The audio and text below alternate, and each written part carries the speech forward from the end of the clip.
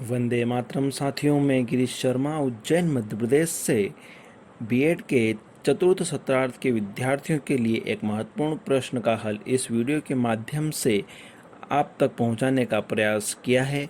तो आइए देखते हैं। कंप्यूटर का वर्गीकरण। कंप्यूटर का प्रत्यक्ष रूप से सीधा वर्गीकरण करना बहुत ही मुश्किल है। कंप्यूटर का वर्गीकरण उनके कामकाज, प्रयोग और उद्देश्यों के आधार पर किया जाता है। इसलिए कंप्यूटर का वर्गीकरण हम 3 आधार पर कर सकते हैं। नंबर 1 अनुप्रयोग के आधार पर, नंबर 2 उद्देश्य के आधार पर और नंबर 3 आकार के आधार पर। इसे हम निम्नलिखित रेखा चित्र के माध्यम से समझ सकते हैं। नंबर 1 है अनुप्रयोग के आधार पर कंप्यूटर का वर्गीकरण। अनुप्रयोगों के आधार पर कंप्यूटरों को 3 भागों में बांटा जा सकता है: एनालॉग कंप्यूटर, डिजिटल कंप्यूटर और hybrid computer. Analog computer. Analog Greek भाषा का एक शब्द है जिसका अर्थ किन्हीं 2 राशियों में समरूपता की तलाश करना है। इस श्रेणी में वे कंप्यूटर आते हैं जिनका प्रयोग भौतिक इकाइयों दाब, तापमान, लंबाई आदि को मापकर उनको अंकों में परिवर्तित करते हैं। ये कंप्यूटर किसी भी राशि का मापन तुलना के आधार पर करते हैं। जैसे कि थर्मामीटर कोई गणना नहीं करता है, बल्कि संबंधित प्रसार की तुलना करके शरीर के तापमान को मापता है। एनालॉग कंप्यूटर का प्रयोग मुख्य रूप से विज्ञान और इंजीनियरिंग के क्षेत्रों में किया जाता है, क्योंकि इन क्षेत्रों में मात्राओं का अधिक प्रयोग किया जाता है। इस प्रकार के कंप्यूटर केवल अनुमानित अनुमान ही देते हैं। जैसे किसी पेट्रोल पंप पर लगा एनालॉग कंप्यूटर पंप से निकलने वाले पेट्रोल की मात्रा को मापता है और लीटर में दिखाता है और उसके मूल्य की गणना करता है। इन कंप्यूटर्स से पूर्णतः शुद्ध परिणाम प्राप्त नहीं हो पाते हैं, परंतु 99% तक शुद्ध परिणाम प्राप्त किए जा सकते हैं। अगला है डिजिटल कंप्यूटर। डिजिटल का अर्थ है अंक। यहाँ डिजिटल पद्धति में अंक अपने स्थान से विस्थापित हो सकते हैं। इस श्रेणी में वे कंप्यूटर आते हैं जो अंकों की गणना करते हैं। इस श्रेणी में वे कंप्यूटर आते हैं जो बाजार में चलते हैं, घरों का बजट तैयार करते हैं और अन्य सभी प्रकार के वे कार्य जो कंप्यूटर पर किए जा सकते हैं। उदाहरण इलेक्ट्रॉनिक घड़ी अथवा कैलकुलेटर डिजिटल पद्धति पर आधारित है। इसलिए अधिकतर कंप्यूटर डिजिटल कंप्यूटर के श्रेणी में ही आते हैं। कंप्यूटर व्यवस्था में डिजिटल कंप्यूटर बाइनरी पद्धति पर आधारित होते हैं। डिजिटल कंप्यूटर डाटा और प्रोग्राम को 0 और 1 में परिवर्तित करके उसको इलेक्ट्रॉनिक रूप में ले जाते हैं। अगला है हाइब्रिड कंप्यूटर। सामान्य रूप से हाइब्रिड का अर्थ है संकरित, अर्थात अनेक गुण धर्म युक्त होना। एनालॉग कंप्यूटर और डिजिटल कंप्यूटर दोनों के श्रेष्ठ गुणों को सम्मिलित करके हाइब्रिड कंप्यूटर्स को बनाया गया। ये कंप्यूटर अनेक गुणों से युक्त होते हैं, इसलिए इन्हें हाइब्रिड कंप्यूटर कहा जाता है। इन कंप्यूटर्स में एनालॉग कंप्यूटर और डिजिटल कंप्यूटर दोनों के ही गुण विद्यमान होते हैं। ये कंप्यूटर अधिक विश्वसनीय होते हैं। उदाहरण के लिए, जब कंप्यूटर की एनालॉग डिवाइस किसी रोगी के लक्षणों जैसे तापमान या रक्तचाप आदि को मापती है, तो ये माप बाद में डिजिटल भागों के द्वारा अंकों में बदल जाती है। इस प्रकार से किसी रोगी के स्वास्थ्य में उतार चढ़ाव का तुरंत सही पता चल जाता है। नंबर 2 है उद्देश्यों के आधार पर कंप्यूटर का वर्गीकरण। उद्देश्यों के आधार पर कंप्यूटर को हम 2 भागों में बांट सकते हैं: सामान्य उद्देश्य कंप्यूटर और नंबर 2 विशिष्ट उद्देश्य कंप्यूटर।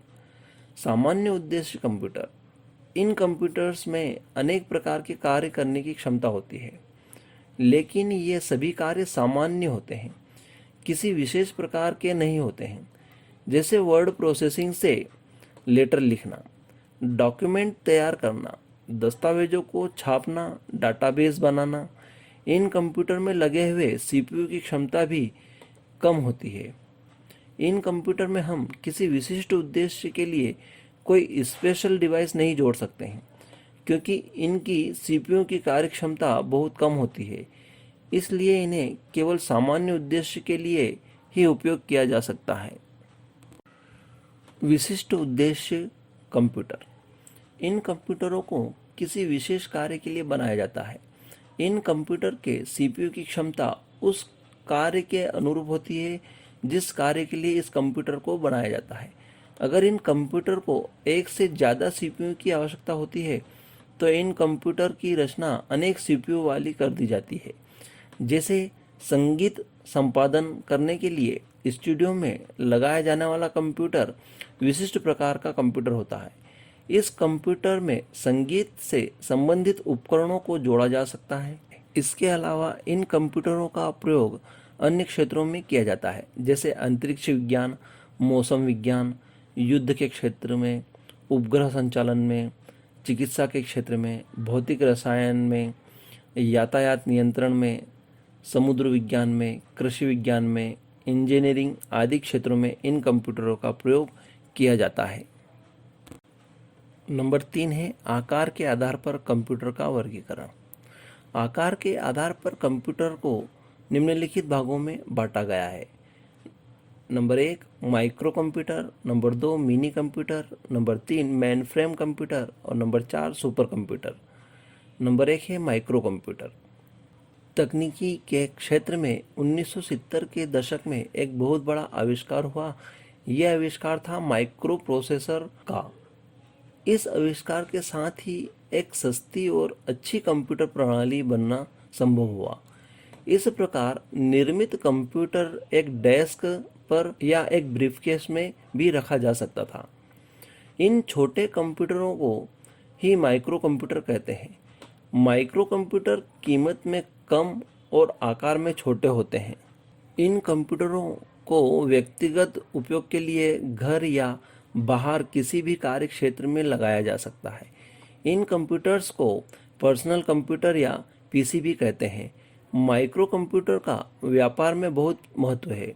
व्यापार बड़ा हो या छोटा, ये हर प्रकार के व्यापार में प्रयोग किए जाते हैं। छोटे व्यापार में ये किए गए कार्य का ब्यौरा रखते हैं। पत्र व्यवहार के लिए पत्र तैयार करता है। उपभोक्ताओं के लिए बिल बना सकते हैं। अकाउंटिंग में प्रयोग कर सकते हैं। बड़े व्यापार में वर्ड प्रोसेसिंग और फाइलिंग प्रणाली में के संचालन में उपयोगी है।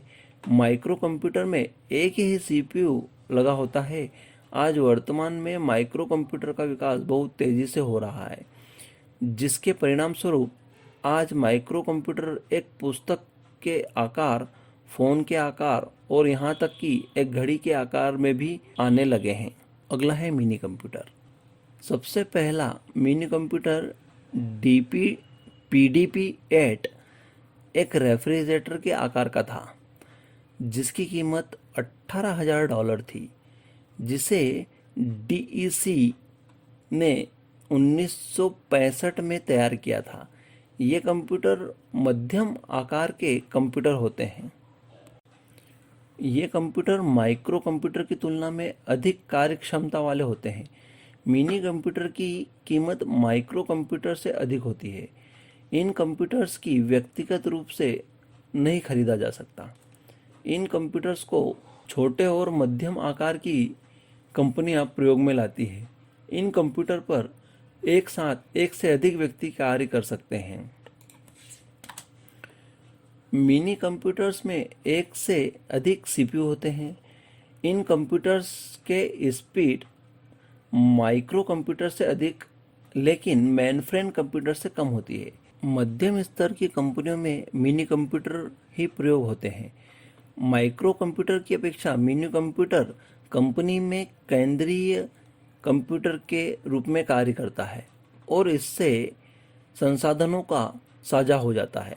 मिनी कंप्यूटर के उपयोग यातायात में यात्रियों के आरक्षण के लिए आरक्षण प्रणाली, बैंकों में बैंकिंग के लिए, कर्मचारियों के वेतन के लिए, पेरोल तैयार करना, वित्तीय खातों का रखरखाव रखना आदि।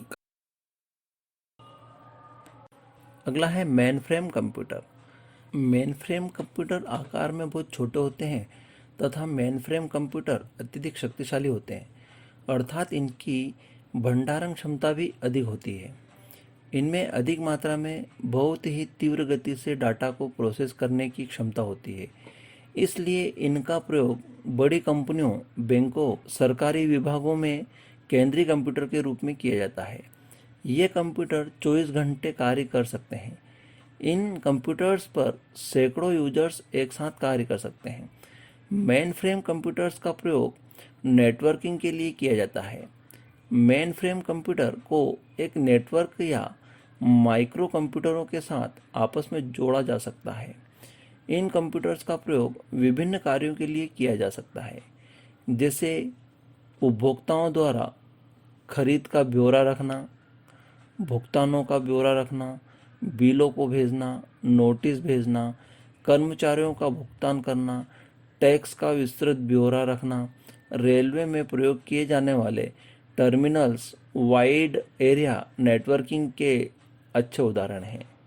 कुछ मेनफ्रेम कंप्यूटरों के नाम हैं IBM 4381, ICL 39 सीरीज और CDC साइबर सीरीज। अब है सुपर कंप्यूटर।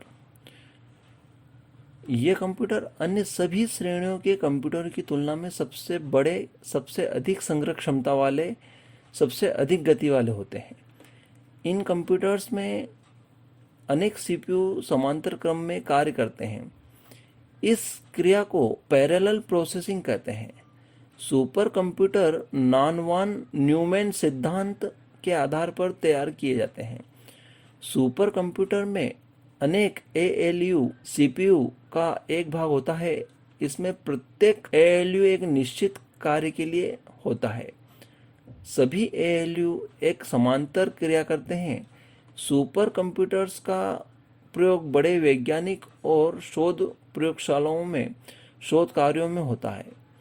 अंतरिक्ष यात्रा के लिए अंतरिक्ष यात्रियों को अंतरिक्ष में भेजना, मौसम की भविष्यवाणी करना, उच्च गुणवत्ता की एनिमेशन वाले चित्रों का निर्माण करना, इन सभी कार्यों में की जाने वाली गणना व प्रक्रिया जटिल व उच्च कोटि की शुद्धता वाली होती है, जिन्हें केवल सुपर कंप्यूटर ही कर सकता है। भारत के पास परम नाम का सुपर कंप्यूटर है, जिसे भारत के वैज्ञानिकों ने भारत में ही तैयार किया है। परम कंप्यूटर का विकसित रूप परम 10,000 है। इसके अलावा अन्य सुपर कंप्यूटर भी हैं, जैसे CRAY2, CRAY XMP24 और NEC 500। धन्यवाद।